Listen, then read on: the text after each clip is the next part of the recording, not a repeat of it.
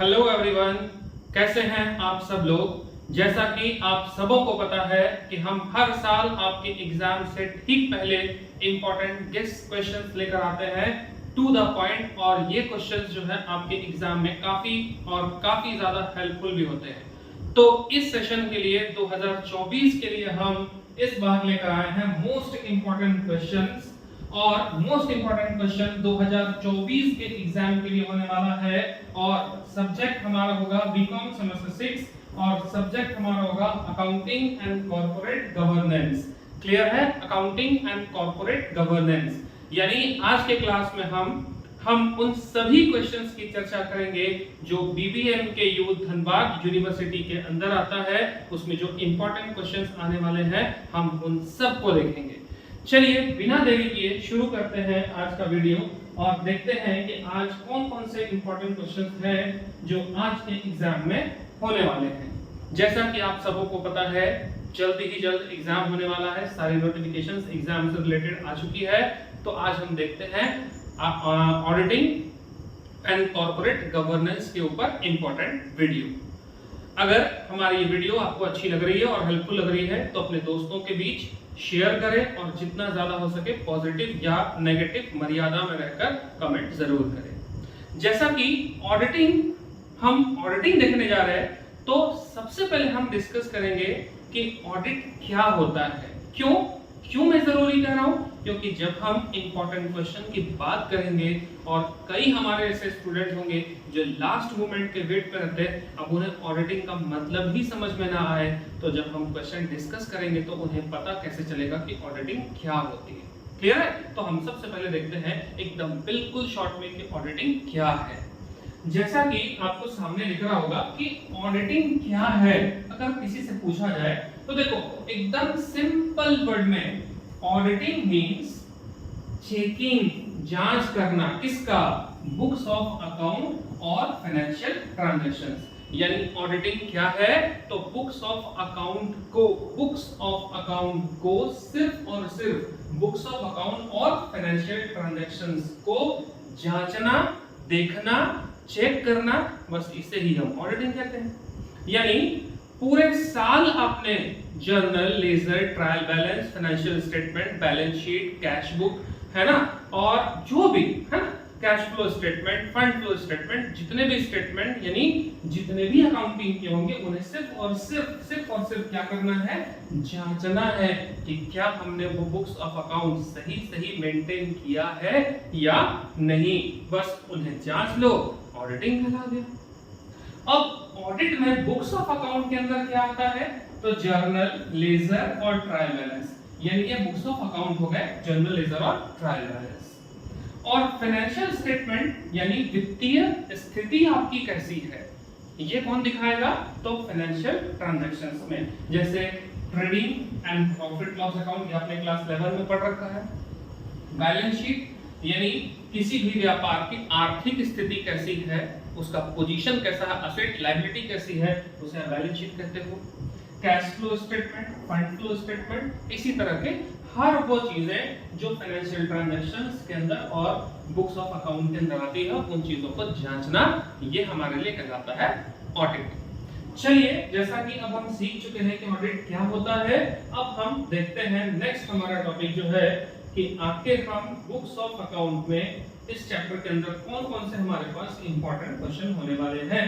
तो हमारे पास हमारा क्वेश्चन नंबर 1 है।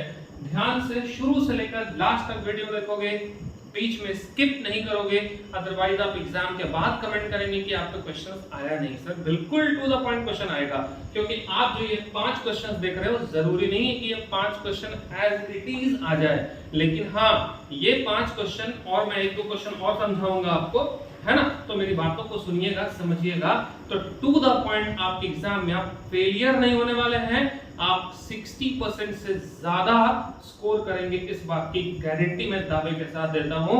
इसलिए ध्यान से सुनिए, देखते रहिए। सबसे फर्स्ट क्वेश्चन है हमारा, explain the meaning of auditing. Audit आप किसे कहते हो, है ना, यानी ऑडिटिंग क्या है, अंकेक्षण किसे कहते हैं, हिंदी वाले लोग। And also discuss its features और उसके साथ ही साथ ऑब्जेक्टिव, यानी इसके गुण को बताइए कि इसके गुण क्या है, और ऑब्जेक्ट का मतलब है कि इसके उद्देश्य को बताइए कि इसका पर्पस क्या है, हम क्यों करते हैं ऑडिट आखिर। जैसा कि हमने अभी पहले ही कहा कि ऑडिट किसे कहते हैं, तो बुक्स ऑफ अकाउंट, बस एग्जाम में याद रखो, छोटे से पॉइंट को याद रखो ना, एग्जाम तो कर ही लोगे, है ना, सेमेस्टर 6 में हो, एक थोड़ा सा क्लू तो मिल जाए, आप बहुत अच्छे से लिख पाओगे। यानी ऑडिटिंग क्या है, तो मैंने सिंपल सा बात कहा, दो चीजों को याद रखो, बुक्स ऑफ अकाउंट और फाइनेंशियल स्टेटमेंट, इन दोनों को जांचना, इसे हम ऑडिटिंग कहते हैं। बस अब इन्हीं चीजों को आप लिख सकते हो लंबे करके, है ना, कि बुक्स ऑफ अकाउंट में हम किन किन चीजों को जांचते हैं, है ना, फाइनेंशियल स्टेटमेंट के अंदर क्या क्या आते हैं और कौन कौन सी चीजों को हम जांचते हैं, उनको जांचने से हमें क्या मिलता है, हर वो चीज यार, बस एक पूछ तो पकड़ो, एकदम आसानी से क्वेश्चन होगा। क्यों, सही कर रहा हूं ना, चलो आ जाओ वापस। तो फीचर्स, उसके गुण क्या है, उसके ऑब्जेक्ट क्या है, ये आप अच्छे से एग्जाम में देख लोगे। वैसे टेलीग्राम चैनल पर मैं 1-2 दिनों के अंदर अंदर आपको इसका सारा नोट्स जो है वो पीडीएफ में सेंड कर दूंगा, हमारे टेलीग्राम चैनल पर बने रहिए, लिंक नीचे आपको डिस्क्रिप्शन में मिल जाएगा। दूसरा क्वेश्चन हमारा, वेयर बुक कीपिंग एंड, यानी बुक कीपिंग जहां समाप्त हो जाता है वहां अकाउंटिंग शुरू होता है ना, पुस्तपालन जहां खत्म होगा वहां अकाउंटिंग यानी लेखांकन शुरू होता है। वेयर अकाउंटेंसी, है ना, एंड ऑडिटिंग बिगिंस, और जहां अकाउंटेंसी यानी लेखांकन खत्म हो जाएगा वहीं से आपको ऑडिटिंग शुरू होगा। कैसे कहोगे, सिंपल सी बात है, देखो ये क्वेश्चन 2-3 टुकड़ों में बटा हुआ, बहुत आराम से लिख पाओगे आप। मैं आपको क्वेश्चन के साथ साथ उसका आंसर लिखने के लिए भी एक शॉर्ट ट्रिक बता रहा हूं कि एग्जाम से पहले आधे घंटे पहले ये वीडियो देख के चले जाओ, आप एग्जाम में फेल नहीं होगे, बड़े आराम से लिख लोगे। लेकिन ध्यान से सुनना, वेयर बुक कीपिंग एंड्स, यानी 2-3 बातें यहां आप देख रहे होंगे, एक बुक कीपिंग आपको दिख रहा होगा, है ना, एक बुक कीपिंग, दूसरा अकाउंटिंग, फिर तीसरा ऑडिटिंग, 3 बातें आ रही। तो बुक कीपिंग क्या है, यानी बुक्स ऑफ अकाउंट, यानी जर्नल लेजर ट्रायल बैलेंस लिखने से पहले आप क्या करते हो, है ना, कि मेरे सारे बिल्स ओके हैं कि नहीं, क्रेडिट नोट सही है कि नहीं, डेबिट नोट सही है कि नहीं, इन चीजों को वेरीफाई करते हो कि बिल्कुल प्रॉपर वे में है कि नहीं, डेट वाइज है कि नहीं, बिल ओरिजिनल है कि नहीं, उसे प्रॉपर फाइल में लगाया है नहीं, है ना, तो उन चीजों को आप कह सकते हो कि ये मेरे लिए क्या है, बुक कीपिंग है।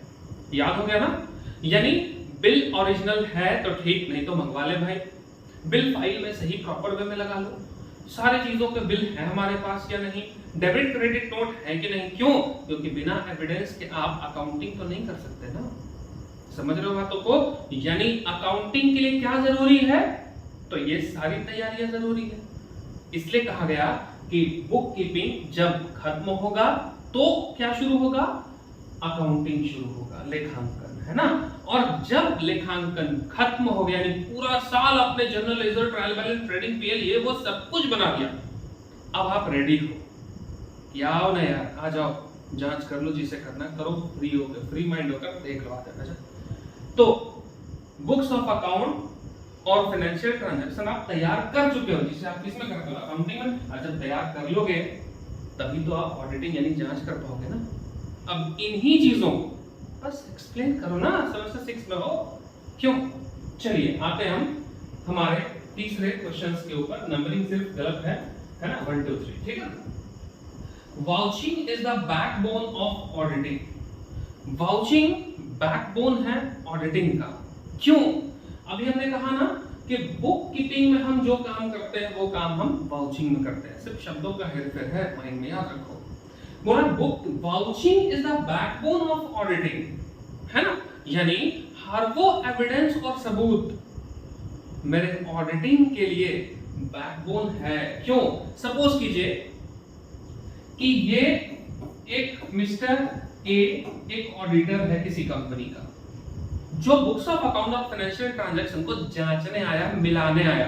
कैसे मिलाएगा, जहां आप सोच के देखो कैसे मिलाएगा, कोई तो एविडेंस चाहिए यार, कुछ तो सबूत चाहिए, और जब तक उसके पास कोई एविडेंस ही ना हो तो वो अपना ऑडिट कैसे करेगा, जांच कैसे करे बताओ, कोई तो एविडेंस नहीं है ना। आपने अगर बिजली बिल पे किया, इलेक्ट्रिसिटी बिल पे किया और आपने एंट्री कर दी, जर्नल बना दिया, लेजर बना दिया, लेकिन जर्नल लेजर सही है कि नहीं, अमाउंट सही कि नहीं, एंट्री सही है नहीं, ये मैं वेरीफाई कैसे करूंगा एज एन ऑडिटर बताओ।